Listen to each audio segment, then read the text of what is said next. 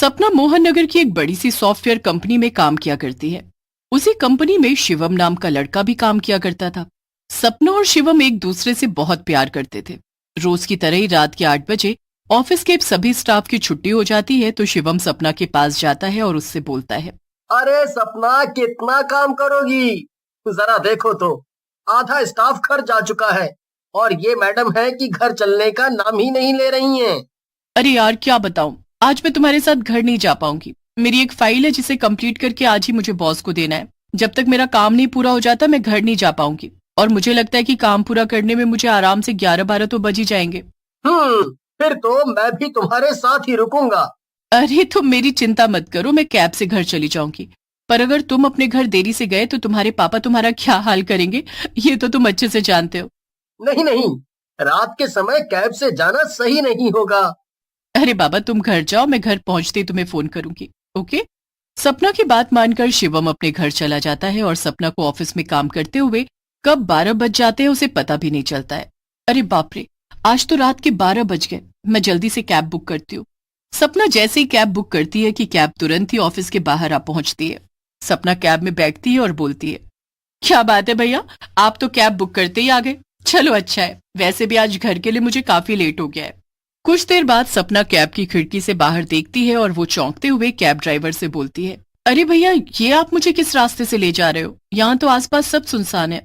Cab driver जोर जोर से हंसने लगता है और सपना से बोलता है, मैडम, आप जैसी सुंदर हसीना को मैं भला शोर शराबे के रास्ते से कैसे घर ले जा सकता हूँ? ये क्या बकवास कर रहे हो तुम? सपना की बात सुनते ही कैब ड्राइवर एक डरावने भूत के रूप में बदल जाता है और हंसते हुए बोलता है, तुम सच में बहुत सुंदर हो। क्या तुम मुझसे शादी करोगी? तुम एक भूत हो और मैं शादी, वो भी तुमसे? कभी नहीं।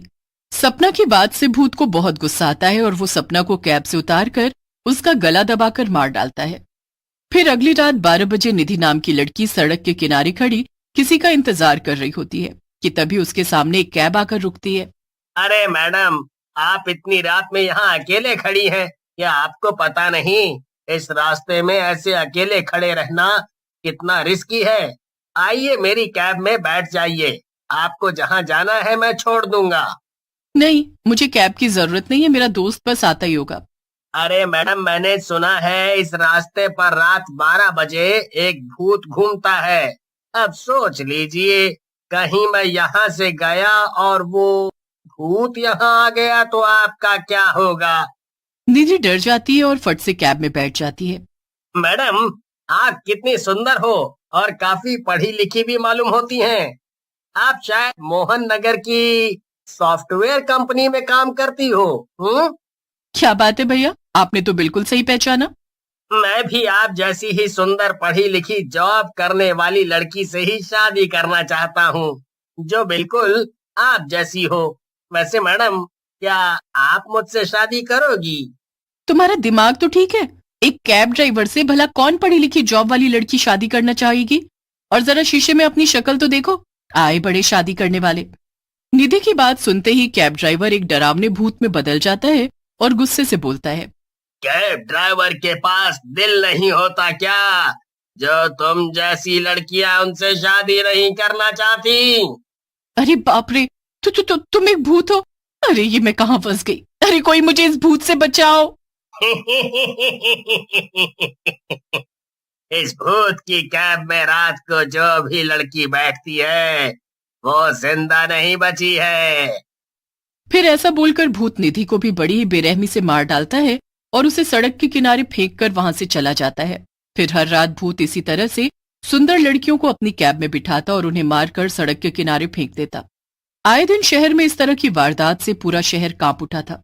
तभी एक दिन कुछ पुलिस वाले मोहन नगर की सॉफ्टवेयर कंपनी में जाते हैं कि तभी शिवम अपने ऑफिस में पुलिस वालों को देखकर उनके पास जाता है और उनसे बोलता है, सर, मेरी दोस्त सपना के बारे में कुछ पता चला और निधि भी कई दिनों से गायब है।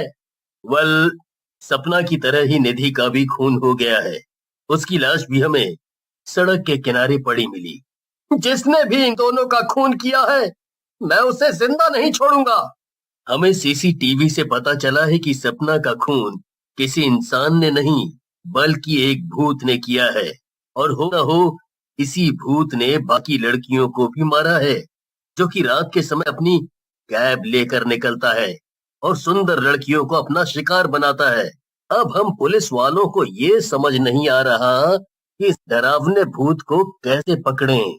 तभी ऑफिस में काम करने वाली मेघा वहां आती है और पुलिस से कहती है, सर मैं एक ऐसे तांत्रिक बाबा को जानती हूँ जो उस भूत को मिनटों में ठिकाने लगा देगा और भूत को तांत्रिक बाबा के पास तक पहुंचाने में मैं आपकी मदद करूंगी।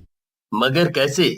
सर मैं रात के समय सड़क पर कैब का वेट करूंगी और मैं जानती हूँ कि वो सुंदर लड़की देखकर जरूर आएगा। फिर मैं उसकी कैब में बैठकर उसे अपनी बातों में लगाकर उस भूत को तांत्रिक बाबा के पास ले आऊंगी।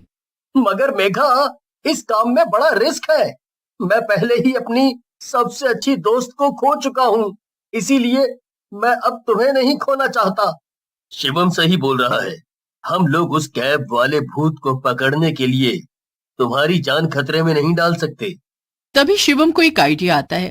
वो पुलिस से कहता है, सर, क्यों ना मेघा की जगह मैं लड़की बनकर लाली लिपस्टिक लगाकर रात में उस भूत की कैब का इंतजार करूं।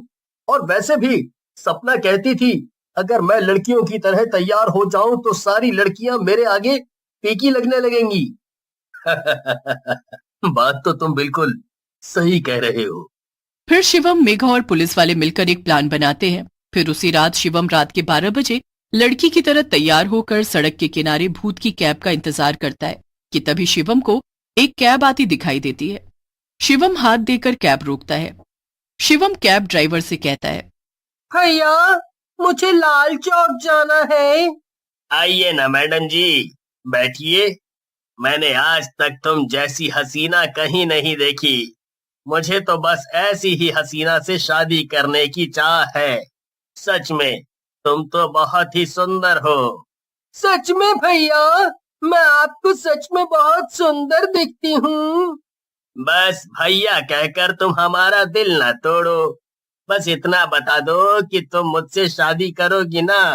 कहीं तुम भी और लड़कियों की तरह मेरा दिल तो नहीं तोड़ोगी ना।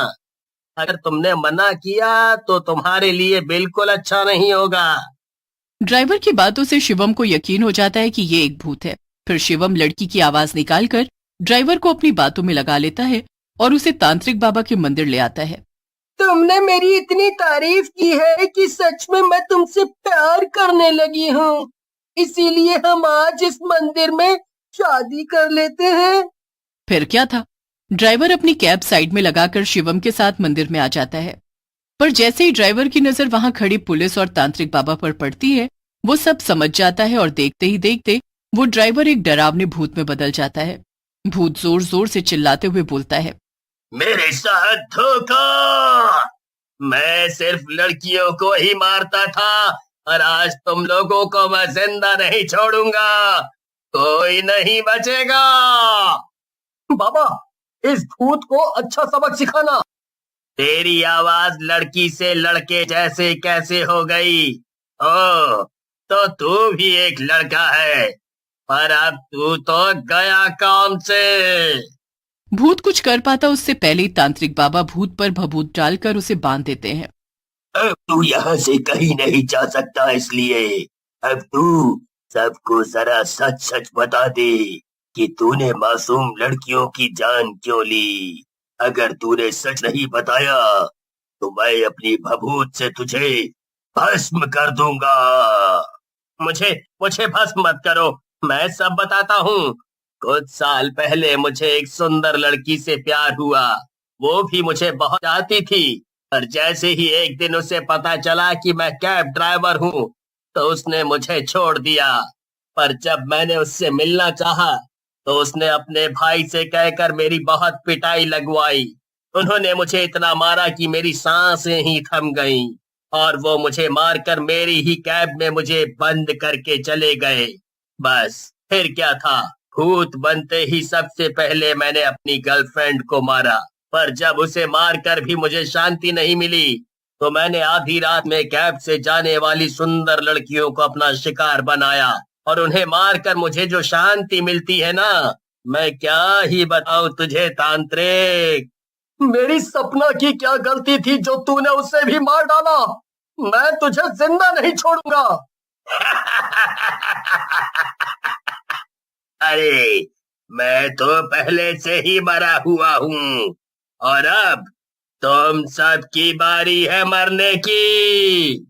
तुम्हारे साथ जो हुआ वो बहुत ही गलत हुआ, पर जो तुम अब कर रहे हो वो उससे भी ज्यादा गलत है। इसीलिए आज के बाद तुम किसी लड़की को नहीं मारोगे। तांत्रिक बाबा अपने थैले से भभूत निकालते हैं और मंत्र पढ़ते हुए वो भभूत भूत के ऊपर डाल देते हैं। भभूत भूत के शरीर पर पड़ते ही वो भस्म हो जाता है। फिर भूत के भस्म होते ही सभी को राहत मिलती है। पुलिस शिवम व तांत्रिक बाबा का धन्यवाद करती है और फिर सभी खुशी खुशी वहां से चले जाते हैं।